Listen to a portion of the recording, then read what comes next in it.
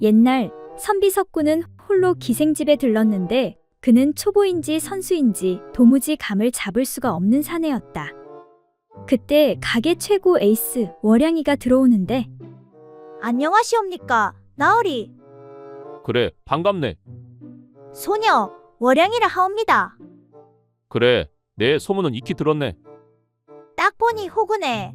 오늘 주머니 탈탈 벗겨 먹어야겠구만. 일단 담배 한 대 올릴까요? 한 대 스무 양하는 신선들만 피운다는 극락초이옵니다. 아니네, 아니야. 내가 담배를 못 피워서. 아, 그렇습니까? 생긴 건 개꼴촌데 이상하네. 그렇다면 임금님 수라상으로 올리겠습니다. 술은 30냥짜리 로얄쌀 막걸리로. 아니요, 됐소. 내가 술을 잘 못 먹어서 그러니 탁주 한 잔에 부침개 한 장만 주시게. 아니 뭐야, 순진한 거야 뭐야. 돈은 좀 있어 보이는데 빈털터리인가. 나으리, 여기는 그런 곳이 아닙니다. 돈 좀 팍팍 쓰셔야 대접받지요.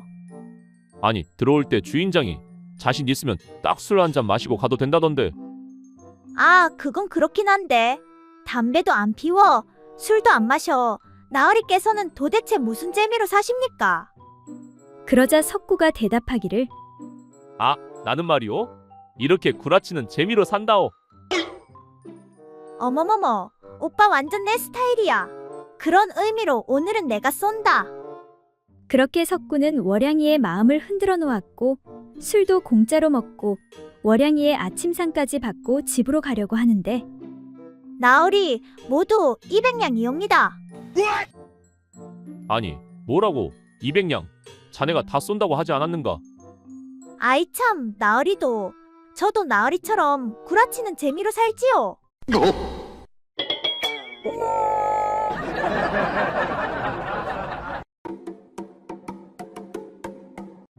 옛날 어느 마을에 금자는 오랜만에 과부가 된 친구 춘자를 찾았다. 외로울 거란 생각과 달리 춘자의 얼굴이 밝아 보여 다행이었는데 얼굴 보니 잘 지내고 있나 보네. 요즘 어때? 그냥 그럭저럭 지낼만해. 그건 그렇고 오랜만이네. 먹고 사는 건 좀 어때? 서방님이 많이 남겨주시고 가서 먹고 사는 것은 괜찮아. 일 안 하고 이것저것 취미 생활이나 하고 지내고 있어. 다행이다, 얘. 그때 뒤로 머슴들이 지나가는데 못 보던 얼굴들이네. 응, 사내들이 좀 부족해서 젊은 놈으로 더 들였어. 그냥저냥 쓸만해.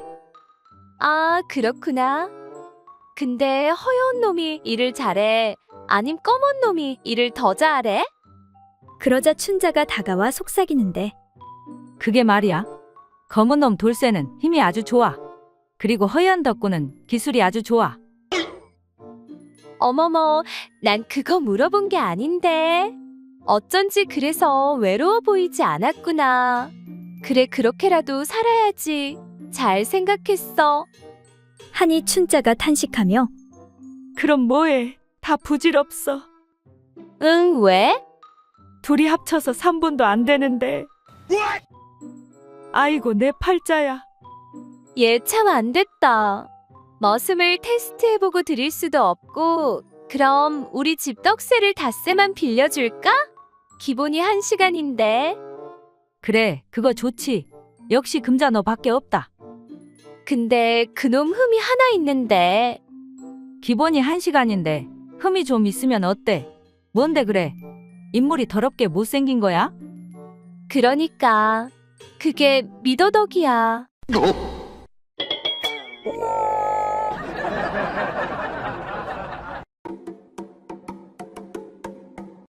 옛날 어느 고을에 한 사내가 여인들을 희롱한 죄를 짓고는 발각되지 않으려고 스님 행세를 하고 도망다니다 결국 잡히게 되었다. 이 고얀 놈, 아녀자들을 희롱한 것도 모자라 감히 승려의 모습으로 죄를 피하려 하다니. 내 놈을 먼 섬으로 귀양 보내 다시는 죄를 못 짓도록 해야겠다. 그리하여 승려로 변장한 죄인은 한 포졸의 손에 이끌려 귀양지까지 압송되게 되었다. 그런데 죄인이 포졸을 가만히 살펴보니 어딘가 모르게 어리석은 구석이 많은 사람인지라 잘만 하면 도망을 칠 수 있는 기회가 생길 수 있을 것 같았다. 그렇게 귀향지에 가던 중 날이 저물어 객점에 들어가 밤을 보내게 되었다. 죄인은 그때가 바로 기회라고 생각하여 포조를 구슬리기 시작했다. 이보십시오, 포졸 나으리. 나야 지은 죄가 있어 이 고생이지만 나으리는 아무 죄도 없이 몇 날을 이 고생을 함께 하시니 참으로 안타깝습니다. 이에 포졸은 자신의 신세를 한탄하듯 이야기했다. 그러게 말이야. 나도 이것이 무슨 고생인지 모르겠구먼. 하지만 어찌하겠나. 이 일이 나의 임무이니 빨리 일을 마치고 돌아가는 수밖에 없지. 이에 죄인이 술을 마시는 사람들을 보며 나으리, 이 지역의 술이 그렇게 맛이 좋다고 합니다. 저렇게 시원하게 술을 들이키는 사람들을 보니 저도 한 잔 마시고 싶은 생각이 간절한데 나으리의 심정은 어떻겠습니까? 제 생각은 마시고 나으리는 한 모금이라도 하시는 것이 어떻겠습니까? 나도 마시고 싶지만 임무를 수행하는 자가 어찌 그럴 수 있겠는가? 에이, 딱 한 잔 마시는데 누가 안다고 그러십니까? 나야 내일이면 귀양 갈 사람이니 세상에 누가 이 일을 알겠습니까? 마침내 어리석은 포졸은 죄인의 꼬임에 넘어가 술을 마시게 되었고 크게 취한 포졸은 땅에 코를 박고 정신을 잃고 말았다. 그 틈에 죄인은 재빨리 포졸의 머리를 깎아버리고 자기의 승복을 벗어 그에게 입힌 다음 자기는 포졸의 옷을 입고 두건의 머리털을 넣고 모자를 쓰고는 새벽에 취한 포졸을 깨웠다. 이놈, 죄인은 어서 일어나 귀양지를 향해 앞장서거라. 놀란 포졸이 일어나 자신의 몸을 살펴보니 중으로 변해 있었다. 아니 이상하네. 스님은 여기 있는데 내 몸뚱이는 어디로 가버렸지? 아직 술이 덜 깬 포졸은 기이하다 여기며 얼떨결에 귀양지에 도착해 관아에 인계되었다. 흉악 죄인을 데려왔으니 절대 도망치지 못하게 철저히 감시하시오.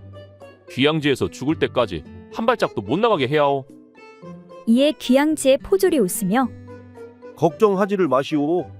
이놈은 풀어져도 절대 도망 안 갈 것이오. 아니, 그게 무슨 소리요? 소문 못 들었소? 몇 년 전 이 마을 사내들이 풍랑에 모두 다 죽어 여자들만 사는 과부촌이 되었잖소.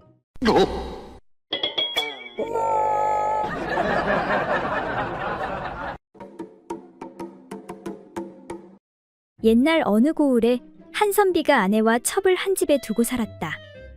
그런데 아내와 첩이 허구한 날 다투는 것이었다. 어째서 날마다 싸움만 하고 집안을 이렇게 어지럽게 하는 것이오? 아직 살 날이 많이 남았으니 제발 사이좋게 좀 지내시오. 하루는 선비가 밖에 외출했다가 돌아오니 마침 또 아내와 첩이 심하게 다투고 있는 것이었다. 이 모습을 본 선비는 큰 소리로 화를 내며 아니 내가 그렇게 싸우지 말라고 타일렀건만 이게 무슨 짓들이오? 하고는 첩의 머리채를 움켜잡고서 내 이런 여자는 당장에 때려 죽여야 하겠소. 하고는 첩을 방 안으로 끌고 들어가는 것이었다. 잠시 후 화가 좀 가라앉은 아내가 정말 첩을 때려 죽이면 어쩌나 하고 애를 태우다 가만히 그 방문 앞에 가서 들으니 첩을 끌고 들어간 남편이 아무 소리도 없는 것이었다. 그래서 아내는 더 가까이 가 문틈으로 들여다보고는 깜짝 놀랐다. 남편은 첩을 눕혀놓고 그 위에 엎드려 둘이 한창 좋아하고 있는 것이었다. 이에 밖에서 아내가 소리쳤다. 아니 세상에 때려 죽인다고 하더니 이게 도대체 무슨 짓이오? 화가 치민 아내가 문을 열고 들어와 아이고 분해 아이고 분해 그 모양으로 때려 죽이려거든 나도 좀 때려 죽여 주시오. 내가 못 산다 못 살아. 하고는 밖에다 대고 소리쳤다. 얘 떡새야 밖에 없느냐? 예 마님 부르셨습니까? 떡새야 제발 부탁이니 나 좀 때려 죽여다오.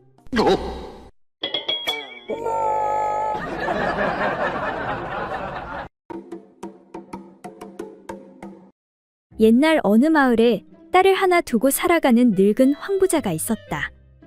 욕심 많은 황부자는 딸을 결혼시키기 위해 거짓말 잘하는 사람을 사위로 두어야겠다고 생각했다. 상대를 속일 정도의 거짓말을 하려면 머리가 좋아야 하고 그런 사람이 잘 살 것이라고 믿었기 때문이다. 그리하여 황 부자는 방을 붙이고 사윗감을 기다리는데 거짓말 잘하는 사람을 사위로 구함. 단 내 입으로 그건 거짓말이야 하는 이야기가 나와야만 함. 지원자는 면접비로 엽전 단량을 내야 함. 욕심 많은 황 부자는 지원자에게도 돈을 받아 자신 있는 젊은이만 지원하도록 하였다.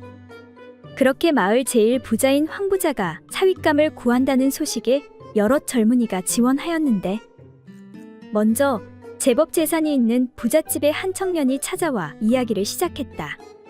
저희 동네에서는 모를 심은 후 갈대로 짠자리로 덮지요. 그 후 이삭이 자리 위로 나와서 익으면 넷이서 사방 끝을 잡고 흩어서 별을 거둡니다. 그러자 황 부자는 듣고 보니 그건 정말이네. 실패.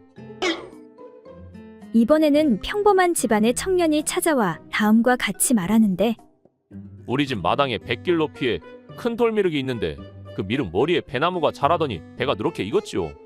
그래서 100길 길이의 장대로 돌미륵에 콧구멍을 쑤시니 미륵이 간지러워 머리를 흔든 덕분에 배가 떨어져서 그 배를 맛있게 먹었습니다. 황 부자는 이번에도 그건 정말이네. 자네도 실패. 하며 그 청년에게도 퇴짜를 놓았다. 며칠 후 남루한 옷차림의 청년이 찾아왔는데 황 부자를 보더니 갑자기 울기 시작하는데 아이고, 아이고, 황 부자가 우는 이유를 묻자 그 청년은 이 집과 살림이 원래 제 것이었기에 감개무량해서 옵니다. 청년의 대답을 들은 황 부자는 순간 당황하여 어찌 판정해야 할지 잠시 혼란에 빠지는데 그 말을 진짜라고 인정하면 자신의 재산을 모두 빼앗길 테고 거짓말이라 판정하면 사위로 삼아야 했으니 난감하기 그지없었다. 결국 황 부자는 할 수 없이 가난한 청년에게 그건 거짓말이네. 하는 수 없군. 자네가 이겼네. 참말이지요. 그럼 제가 이 집의 사위가 되는 건가요? 그래. 약속은 약속이니까. 황 부자가 자신의 딸 춘심이를 부르는데 춘심아 이리 와 보거라. 여기 네 신랑감 왔다. 아버지, 드디어 저도 이제 시집 가는 거예요? 아니, 이게 뭐예요? 웬 할머니가? 혹시 장모님이신가요? 서방님, 그게 무슨 소리예요? 저 이제 겨우 60이에요. 사실 욕심 많은 황 부자는 돈 모으는데 정신이 팔려 딸 시집 보내는 것도 잊고 있었던 것이다.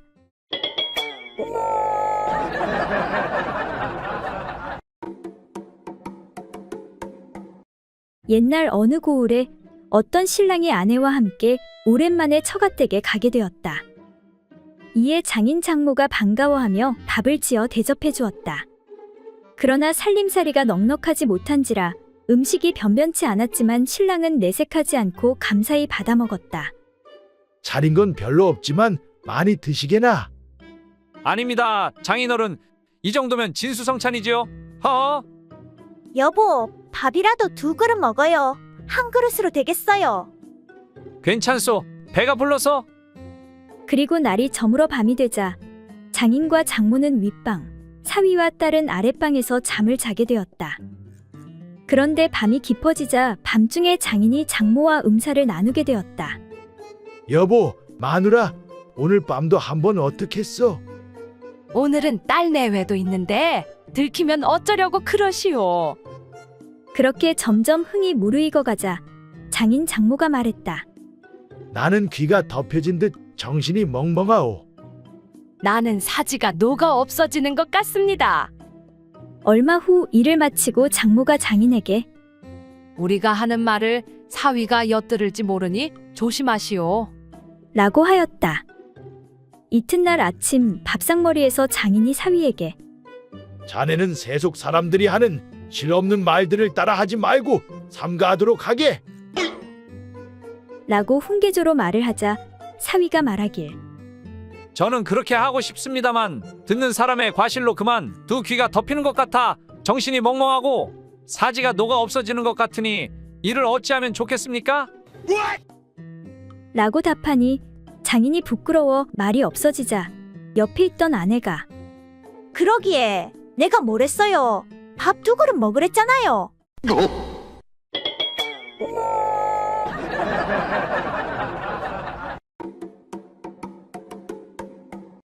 옛날 어느 마을에 사는 과부 금자가 나무를 캐러 산에 오르고 있었다. 한참을 걷다가 무언가가 눈에 들어왔는데 아니, 이게 뭐야? 속꽃 아니야? 그것도 비단의 새꽃 같은데 왜 이런 곳에 버려져 있지? 아무튼 땡 잡았네. 그런데 속꽃 뒤편엔 귀여운 토끼 한 마리가 그려져 있었다. 웬 토끼야, 거참. 속꽃에다 그림을 다 그려놓고 부잣집 마나님들이 입는 속꽃이라 그런가? 그렇게 금자는 속꽃을 챙겨 집으로 돌아왔다.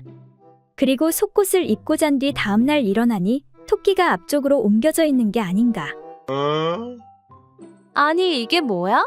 귀신이 고칼 노릇이네. 내가 실수로 거꾸로 입었나?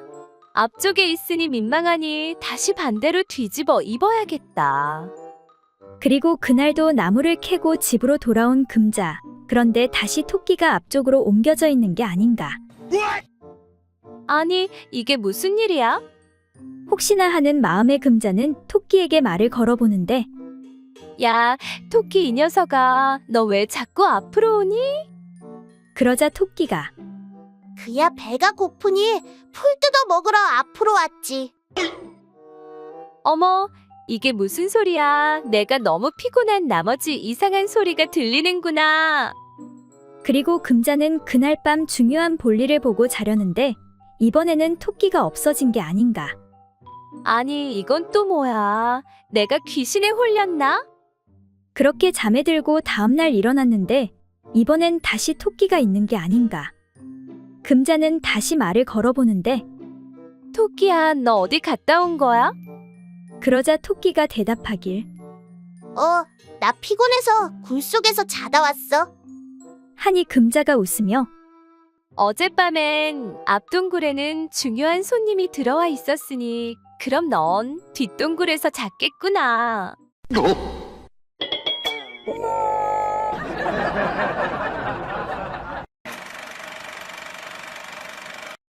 옛날 어느 마을에 부자 선비가 살았다. 어느 날 선비는 장가를 가기로 마음먹고 색식감을 찾기 시작했다. 그런데 선비는 여자들이 자신보다는 재물에 더 관심이 있는 것 같아 고심 끝에 세상 울적 모르는 순진한 수처녀를 색식감으로 삼기로 하였다. 선비는 어떻게 하면 수처녀를 얻을 수 있을까 하며 고민하고 있었는데 소식을 들은 친구가 방법을 알려주었다. 아이고 답답한 친구야. 그게 뭐가 그리 어려운 일이라고. 아니, 그럼 그걸 구분할 무슨 방법이라도 있단 말인가? 당연하지. 친구가 말했다. 어떻게 하냐 하면 첫날 밤에 알몸을 하고 색시한테 자네의 소중이를 보여주는 거야. 무엇이라 소중이를? 그리고 그걸 어떻게 해? 이 사람 참 답답하기는. 그러니까 소중이를 보고도 뭔지 모르면 그게 바로 수처녀라는 증거 아니겠어? 옳거니. 선비는 친구의 말에 무릎을 탁 쳤다. 부자 선비는 중매쟁이를 통해 금방 색식감을 찾을 수 있었다. 이윽고 첫날 밤이 되었다. 술을 한 잔 걸친 선비가 용기를 내어 옷을 벗고 자신의 소중이를 신부에게 보여주었다. 그리고 한번 만져보기까지 한 다음 신부에게 물었다. 색시 눈에는 이것이 무엇으로 보이시오? 아니, 제가 그것도 모를까 봐서요? 남자들만 갖고 있는 그거지 뭐긴 뭐예요. 대뜸 내뱉은 색시의 대답에 선비는 잔뜩 인상을 쓰며 호통을 쳤다. 이런, 넌 수처녀가 아니로구나. 나의 재산을 노리는 나쁜 계집 같으니 당장에 물러가거라. 하고는 그녀를 쫓아내 버리고 말았다. 그 후 또 어찌어찌하여 고른 다음 색시에게 물어보아도 마찬가지였다. 그 여자는 한술 더 떠서 소중이를 보자마자 흥분부터 해버리는 것이었다. 이런, 너는 음란마구니가 가득하구나. 썩 물러가거라. 선비의 눈에 수처녀란 세상 어디에도 존재하지 않는 것처럼 보였다. 선비는 마지막으로 수소문 끝에 나이도 어리고 순진해 보이는 처녀를 색식감으로 맞았다. 선비는 첫날 밤에 다른 여자와 마찬가지로 똑같이 물어보았다. 색시, 이게 무엇인지 아시오? 처녀는 고개를 흔들었다. 무엇인지 모르겠사옵니다. 이것을 모른다고? 선비는 기쁜 표정을 지으며 다시 한번 물어보았다. 이건 남자들한테만 달려있는 그 무엇이냐 소중이라는 것인데 이걸 정말 모른단 말이지. 그러자 잭시는 시큰둥한 표정을 지으며 말했다. 어머머, 그렇사옵니까? 전 그게 너무 작아서 소중이일 거라곤 상상도 못했사옵니다.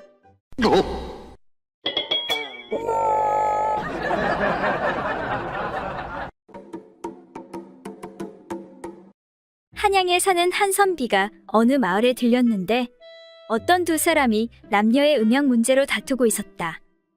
한 사람이 말하길 남자는 뭐니 해도 그 연장이 커야만 여자를 만족시킬 수가 있어. 작은 것에 흡족해하는 여자는 없단 말이지. 하면서 열을 올리는데 다른 한 사람은 이에 대해 결코 그렇지 않다고 반대 의견을 펴면서 우기는 것이었다. 아니야. 남자가 여자를 만족시키는 것은 그 연장의 크고 작음에 관계되는 것이 아니라 어떻게 해주느냐 하는 기술에 달려있단 말이야. 이렇게 서로 한참 동안 다투고 있다가 옆에 있는 선비를 보고서는 어디 한양서 오신 공부 많이 한 선비께서 좀 판결해 주시오. 글쎄, 나도 무척 궁금하긴 한데 내가 이 분야의 전문가가 아니라서. 그래도 내 생각엔 아무래도 기술이 중요하지 않겠나 싶소. 학문도 많이 아는 것보다 적용하고 실천하는 것이 중요하지 않겠소. 자네 들었는가? 그러나 연장의 크기가 무엇보다 중요하다고 한 사람이 이 설명에 승복하지 않았다. 선비님은 전문가가 아니니까 내 승복할 수가 없소. 우리 이럴 게 아니라 이 분야의 전문가한테 물어보는 게 어떻겠소. 자네 나랑 연락 내기 어떤가? 그래, 그거 좋다. 어디 한번 가보자고. 그렇게 해서 세 사람은 마을에서 가장 유명한 기생인 서량이를 찾아가게 되었다. 모든 이야기를 들은 기생은 웃으면서 말했다. 이 문제는 내 전공에 속하는데 왜 진작 와서 물어보지 않고 쓸데없이 사우기만 하고 있었어? 그러니까 내 경험으로 비추어 보자면 연장이 클수록 더욱 감동적이라고 할 수 있지.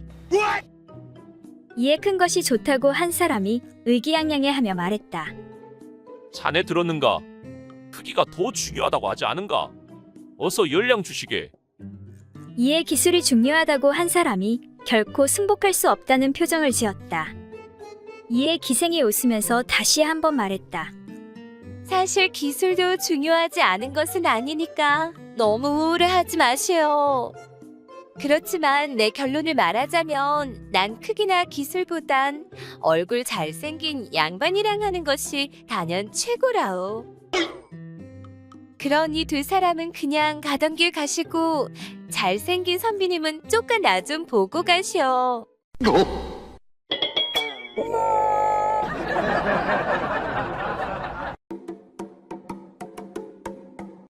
옛날 어느 고을에 머슴 사는 덕세가 정력이 강해 많은 여인네들을 유혹해 정을 통하곤 했다. 그런데 이웃 동네에 사는 옹심이 역시 욕정이 넘쳐 정력이 강한 남자를 만나고 싶어 했다. 하루는 그 여인의 이야기를 들은 덕세가 여러 사람들을 통해 교섭해 어느 날 산속 계곡에서 만나기로 약속하였다. 반갑소. 내가 바로 덕세요. 옹심이라 하옵니다. 두 사람이 만나 으슥한 골짜기로 돌아 들어가니 널따란 바위가 있어서 두 사람이 충분히 누울 만큼 넓었다. 게다가 봄철의 따뜻한 햇볕 또한 잘 비치니 애정놀이 하기에는 더할 수 없이 좋은 곳이었다. 이 좋은 바위를 만난 건 우리 두 사람에게 정말 행운이요. 이렇게 좋은 장소를 얻기란 결코 쉬운 일이 아니지. 그럼요. 이렇게 놀기 좋은 곳이 어디 그리 많겠습니까? 곧 두 사람은 바위 위로 올라가 준비해온 술을 한 잔씩 나누어 마신 다음 자, 이제 슬슬 시작해 봅시다. 덕세는 즉시 옹심이를 끌어당겨 몸 위로 올라가 한바탕 일을 벌였다. 잠시 후 욕정에 가시지 않은 두 사람은 또 한 번 거사를 치렀다. 이렇게 두 사람은 한참 만에 그 일을 끝내게 되었다. 그런데 두 번의 작업이 끝나니 두 사람 모두 사타구니 사이가 질펀하여 마치 흙탕물을 가져다 부어놓은 것 같았다. 덕세가 여인의 옆에 누워 말했다. 우리들의 그곳이 질펀하여 다 마르려면 시간이 걸릴 것 같구려. 그러니 이대로 반드시 누워 다리를 벌리고 젖은 부분을 햇볕에 말리도록 합시다. 그 다음에 마지막으로 한 번 더 재미있는 결합을 한 후에 집에 가는 것이 좋지 않겠소? 예, 저도 원하는 바입니다. 그렇게 하도록 하시지요.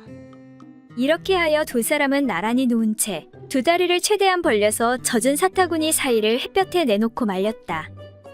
그런데 여인은 별로 재미가 없어 아래가 촉촉한 상태에서 한 번 더 몸을 맞대고 싶었다. 이보시오. 내 것은 벌써 다 마른 것 같은데 어서 한 번 더 하고 가도록 합시다. 그러나 덕새는 너무 힘을 쏟았기에 좀 더 푹 쉬고 싶었다. 기다리시오. 내 것은 아직 좀 더 말려야 한단 말이오. 그러자 여인은 슬그머니 화가 나서 물었다. 아니, 내 것은 깊숙한데도 다 말랐는데 당신 것은 툭 튀어 나왔으면서도 아직도 덜 말랐다는 것은 무슨 까닭이요? 이에 덕새가 말했다. 아, 그것은 다 이유가 있소이다. 당신 것은 쪼개져 있어 빨리 마르지만 내 것은 통째로 말리니 더 오래 걸리는 것이 아니오.